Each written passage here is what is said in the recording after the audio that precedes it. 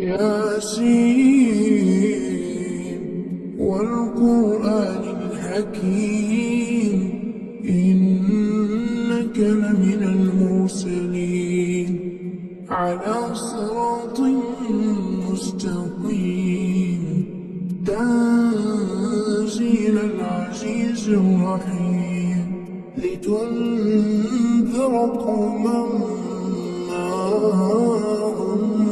أنذر آباؤهم فهم غافلون لقد حق القول على أكثرهم فهم لا يؤمنون إنا جعلنا في أعناقهم أغلالا فهي إلى الأذقان فهم مقمحون وجعلنا من بين أيديهم سدا ومن خلفهم سدا فأغشيناهم فهم لا يبصرون وسواء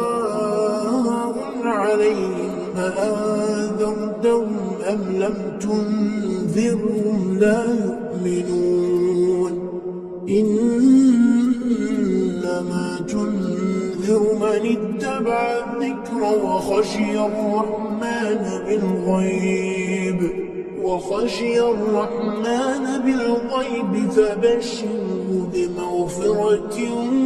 وأجر كريم إنا نحن نحيي الموتى ونكتب ما قدموا وآثارهم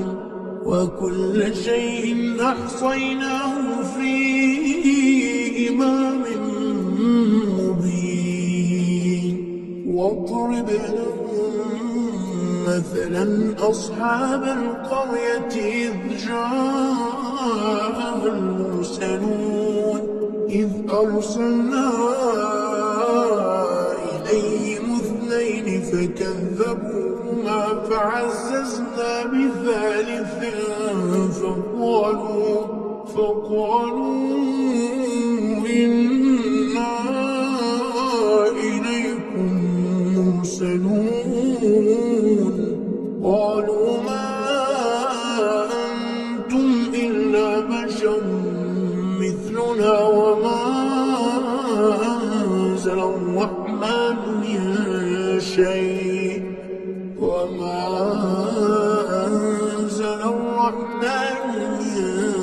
شيء إن أنتم إلا تكذبون قالوا ربنا يعلم إنا إليكم لمرسلون وما علينا إلا البلاغ المبين قالوا إنا تطيرنا بكم لئن لم تنتهوا لنرجمنكم وليمسنكم منا عذاب أليم قالوا طائركم معكم فإن ذكرتم بل أنتم قوم مسرفون وجاء من أقصى المدينة رجل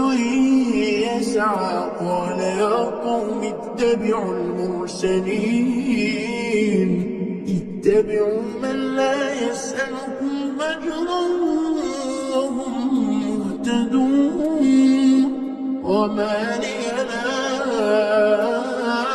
أعبد الذي فطرني وإليه ترجعون أأتخذ من دونه آلهة إن يردني الرحمن بضر لا تغني عني شفاعتهم شيئا ولا يتخذون